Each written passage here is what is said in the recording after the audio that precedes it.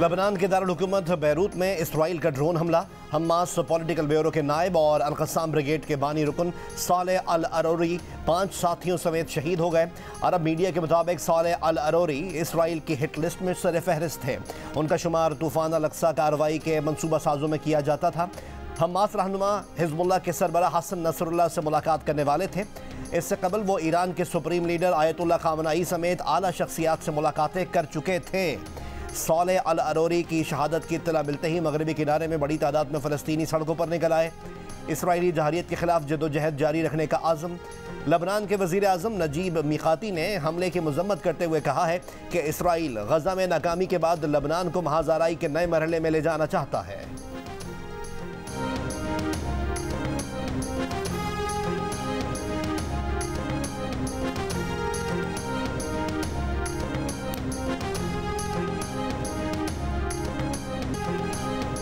कासिम के अब्बा का मसला ये है कि खुद वज़ीर आज़म हो तो हमीद की अम्मा के मसाइल नज़र नहीं आते, फिर वो नामों के झगड़े में पड़ जाते हैं। खुद हो तो सब दुरुस्त, दूसरा हो तो सब गलत। निगरान वज़ीर आज़म अनवारुल्लाह काकड़ का तालबा के सवाल पर जवाब। कहा, बुनियादी मसला ये है कि कोई रियासती इदारों से फ़ायदा उठाए तो बाप बना लेता है, फ़ायदा ना मिले तो वो बाप सोतेला हो जाता है। एक बार सोच लें बाप नहीं बनाना तो हतमी फ़ैसला करें और ख़ुद बाप बन जाएं, फिर बच्चों की जिम्मेदारी भी खुद लेना पड़ेगी। हमसाए में हमीद के वालिद से नहीं कहना होगा कि मेरे बच्चों का ख्याल रखना। अगर हमीद के अब्बा की तरफ देखेगा तो कासिम के अब्बा का मसला ख़राब ही रहेगा। निगरान वज़ीर आज़म अनवारुल्लाह काकड़ के सवाल किया गया था कि गिलानी या नवाज़ को हटाना हो या कासिम के अब्बा को गिरफ्तार करना हो तो अदालत रात 12 बजे खुल जाती है। नूर मुकद्दम, ज़ैनब मर्डर या मोटरवे गैंग रेप केसेस पर यह अदालतें बंद रहती हैं। क्या इंसाफ में ताख़ीर इंसाफ का कत्ल नहीं? निगरान वज़ीर आज़म ने सवाल पर ख़ुद तालियां भी बजाईं। कहा, पूरे निज़ाम अदल पर संगीन सवालात हैं, इन्हें एड्रेस करना होगा, तभी किसी का अब्बा, किसी की अम्मा, किसी की बाजी या वो खुद महफूज रहेगा।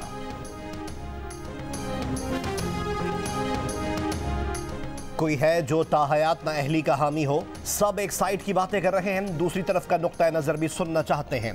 ताहयात नाअहली के खिलाफ केस में चीफ जस्टिस के रिमार्क्स। मखदूम अली खान से मुखातिब होकर कहा, आपने सारे लोग अपने साथ कर लिए, कोई मुखालिफ नज़र ही नहीं आ रहा। शुएब शाहीन कहाँ हैं? शायद उनके पास कोई नुक्ता हो।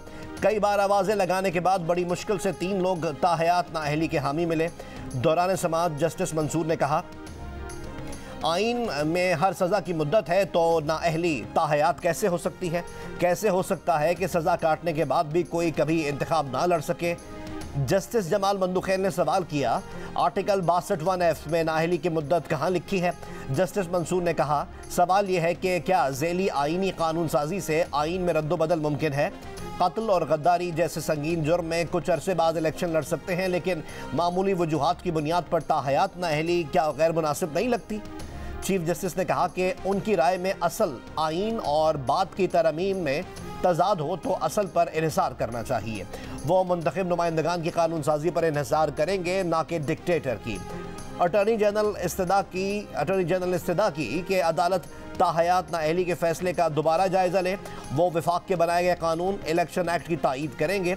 तमाम एडवोकेट जर्नल्स ने भी इलेक्शन एक्ट में तरमीम की हिमायत कर दी। चीफ जस्टिस ने कहा, यह तासुर ना लिया जाए कि अदालत किसी मखसूस जमात की हिमायत कर रही है।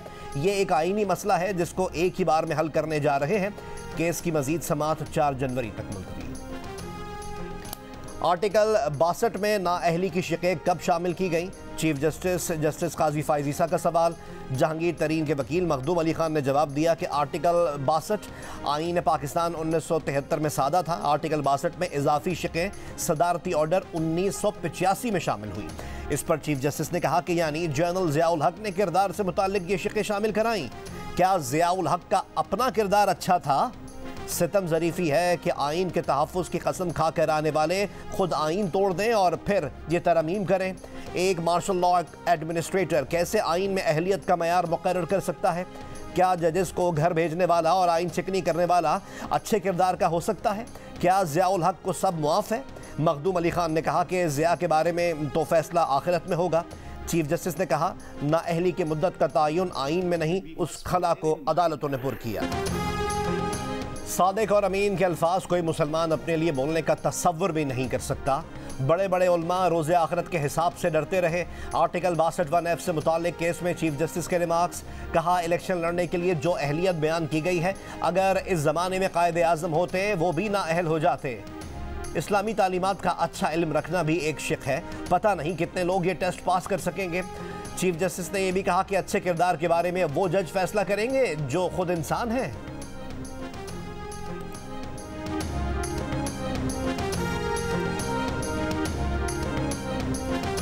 सुप्रीम कोर्ट ऑफ पाकिस्तान में लापता अफराद से मुताल्लिक केसेस की समाअत। चीफ जस्टिस ऑफ पाकिस्तान ने एतजाज एहसन के वकील शुएब शाहीन से कहा कि एतजाज एहसन की दरख्वास्त में सियासत झलक रही है। फारूक हबीब और सदाकत अब्बासी वगैरह सब सियासी वर्कर्स हैं, क्या शेख रशीद को मासूम अफराद की फहरिस्त में शामिल करें? आपकी पूरी दरख्वास्त एक सियासी जमात के गिर्द घूमती है। पीपल्स पार्टी या मुस्लिम लीग नून का जिक्र नहीं किया। लापता अफराद का केस संजीदा नौयत का है, उसे सियासी मकासद के लिए इस्तेमाल करने और अदालत का मजाक बनाने की इजाज़त नहीं देंगे। जबरी गुमशुदगी के केस में सवाल किया कि मतीउल्लाह जान किस हुकूमत में गायब हुए थे। शुएब शाहीन ने जवाब दिया, मतीउल्लाह जान के गायब होने के वक्त PTI की हुकूमत थी। जस्टिस फाइज ईसा ने कहा, सिर्फ एक सहाफ़ी का जिक्र किया, पिक एंड चूज़ क्यों कर रहे हैं? सहाफ़ी जब अपने खिलाफ जबर पर दरख्वास्त लाए तो आपने मुखालफत की। मान लें आपने तफरीक से काम लिया। इस मसले पर आमना जंजुआ को सुनेंगे, उन्होंने कभी तफरीक नहीं की। अदालत ने आइंदा समाअत पर अटॉर्नी जनरल को तलब कर लिया कि इसकी समाअत बुध तक मुलतवी। Chief justice of Pakistan justice Qazi Faez Isa ने रिमार्क्स दिए हैं कि लापता अफराद के ठोस केसेस भी हैं, बाज़ मसनूई केसेस भी हैं जिनकी मुख्तलिफ वजूहात हैं। जबरी गुमशुदगियों के केस में रिमार्क्स दिए कि लोग तंजीमें ज्वाइन करके भी लापता हो जाते हैं। इनके इल्म में है कि कत्ल केस का मुलजिम जमानत पर था, फैसले से पहले गायब हो गया और भाई के जरिए मिसिंग पर्सन की दरख्वास्त दायर करवा दी। चीफ जस्टिस ने यह भी कहा कि लोग जिहाद पर चले जाते हैं, तंजीमें ज्वाइन कर लेते हैं और बाद में मिसिंग पर्सन की लिस्ट में शामिल हो जाते हैं। अदलिया की भी हुदूद हैं, अदलिया सब कुछ नहीं कर सकती। सब जिम्मेदारी कबूल करें, मिलकर हल करेंगे तो लापता अफराद का मसला हल होगा।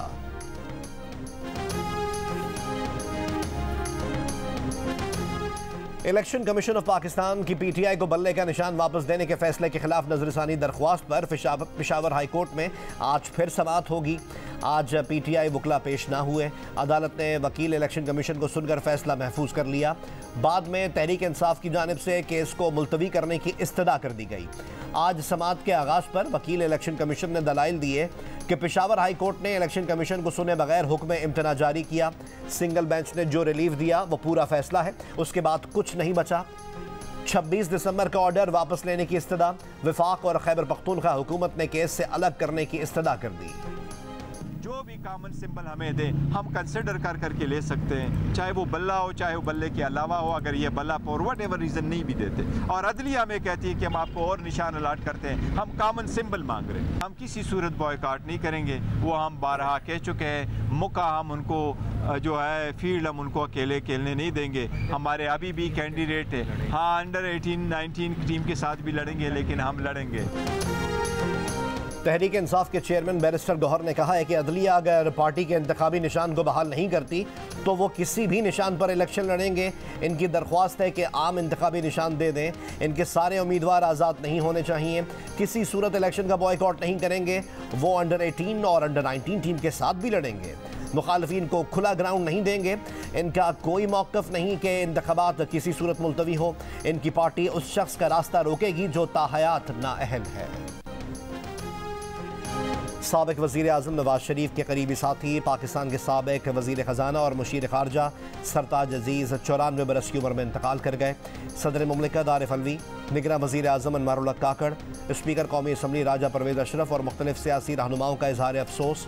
रहनुमा मुस्लिम लीग नून मरियम औरंगज़ेब कहती हैं कि सरताज अजीज़ के इंतकाल से पाकिस्तान एक बेहतरीन पॉलिसी साज, अजीज़ दोस्त और अवामी खिदमत के इदारे का दर्जा रखने वाली शख्सियत से महरूम हो गया।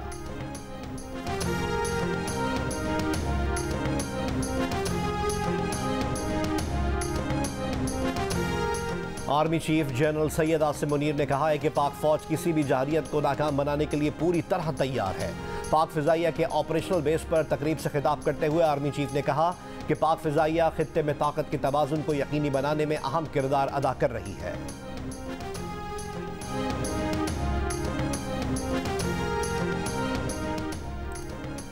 पाकिस्तान और ऑस्ट्रेलिया के दरमियान तीसरा और आखिरी टेस्ट मैच आज से सिडनी में शुरू होगा। सिडनी टेस्ट के लिए इमामुल हक ड्रॉप, शाहीन अफरीदी को आराम दिया जाएगा।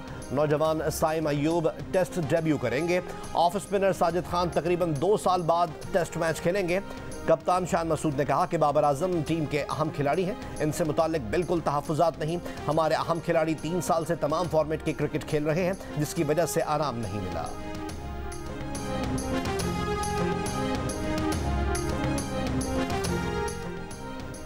टिकट्स की तकसीम का मामला हल करने के लिए नून लीग की क़यादत का इजलास। अयाज सादिक, रुहेल असगर और तलाल चौधरी का मामला हल करने की कोशिश। NA 121 से रुहेल असगर ने पार्टी क़यादत को इलेक्शन लड़ने का वाज़ेह इंदिया दे दिया।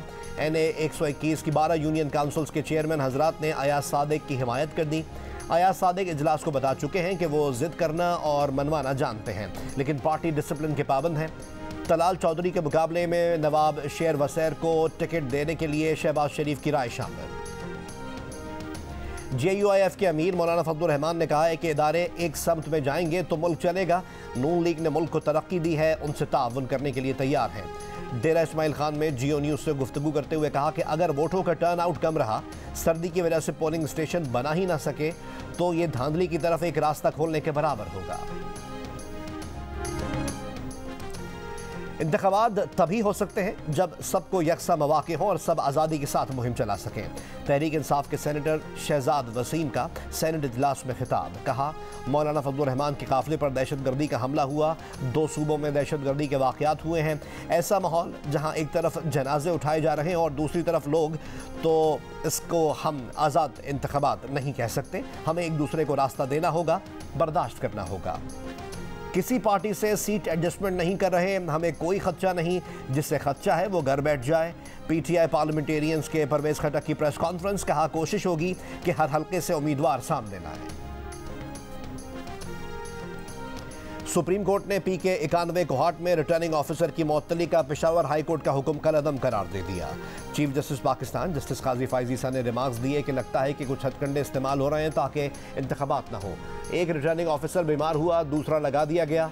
पेशावर हाई कोर्ट ने ठक करके तकर्रुरी कैंसिल कर दी। हम आपको जुर्माना क्यों ना करें कि नोटिस किए बगैर ही तकर्रुरी कैंसिल कर दी। अपने पाँव पर खुद कुल्हाड़ा मार कर कह रहे हैं कि स्क्रूटनी नहीं हुई। पेशावर हाई कोर्ट के जज ने नोटिस जारी करना भी मुनासिब न समझा।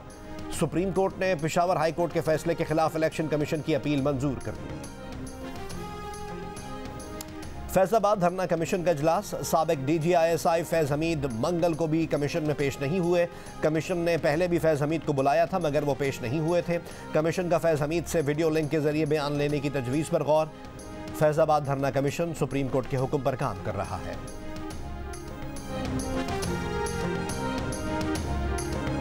कोयटा में लड़कियों की नाजेबा वीडियो बनाने के 2 मुल्जिमान को बरी करने का हुक्म।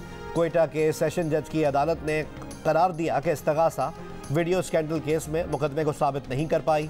किसी भी माकूल शक व शुबा से बाला इल्ज़ाम लगाया गया है। अपील कुरंदगान केस में इल्ज़ाम से बरी हैं। ट्रायल कोर्ट का नाक़िस फैसला काबिल एतमाद नहीं है। जुडिशल मजिस्ट्रेट की अदालत ने मुल्जिमान को 3 साल कैद की सज़ा सुनाई थी। कोयटा के इलाके कायदाबाद में पेश आए वाक़े के दोनों मुल्जिमान पर इल्ज़ाम था कि 27 दिसंबर 2021 में एक लड़की को घर में कैद करके उसकी नाजेबा वीडियो बनाई। मुल्जिमान से मज़ीद लड़कियों की भी नाजेबा वीडियोज़ बरामद हुई थी।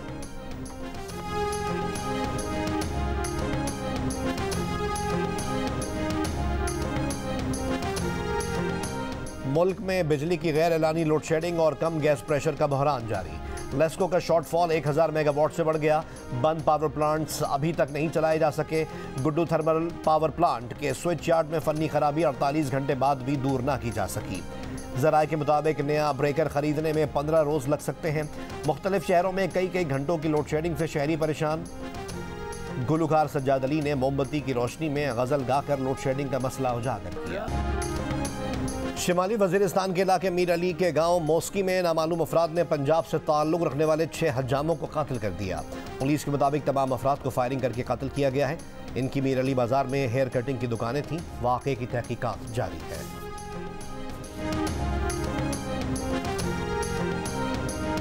शिमाली वज़ीरिस्तान में दहशतगर्दों की मौजूदगी की इत्तला पर इंटेलिजेंस मालूमात पर ऑपरेशन। फ़ौज और दहशतगर्दों के दरमियान फायरिंग का तबादला।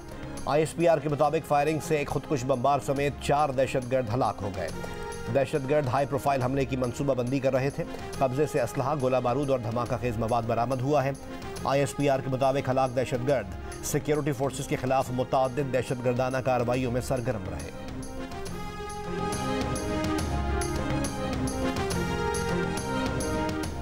इस्लामाबाद में बलोच यकजहती कमेटी का धरना 12वें रोज में दाखिल।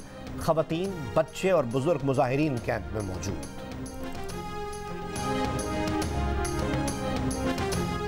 टोक्यो के हनीदा एयरपोर्ट के रनवे पर जापानी एयरलाइन के तैयारे में आग लग गई। तैयारा लैंडिंग के बाद एयरपोर्ट पर मौजूद कोस्ट गार्ड के तैयारे से टकराया। कोस्ट गार्ड के तैयारे पर मौजूद 5 अफराद हलाक। मुसाफिर तैयारे के तमाम 367 मुसाफिरों को बाहिफाजत बाहर निकाल लिया गया। एयरपोर्ट के तमाम रनवेज को परवाजों के लिए बंद कर दिया गया।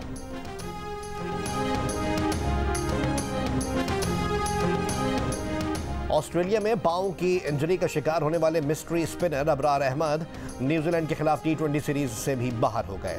PCB सिलेक्शन कमेटी के सरबराह वहाब रियाज ने जियो न्यूज़ को खुसूसी इंटरव्यू में बताया कि अगले डोमेस्टिक सीजन में फर्स्ट क्लास मैचेस के दौरान खिलाड़ियों को लीग्स खेलने के लिए NOC ना देने की तजवीज़ है। अगले 13 T20 मैचेस में बहुत कुछ ट्राई करना है। प्लेयर्स से बात कर रहे हैं कि उनको किस पोजीशन पर खेलना है। मुस्तकबिल में ओपनर्स में भी तब्दीली नजर आएगी।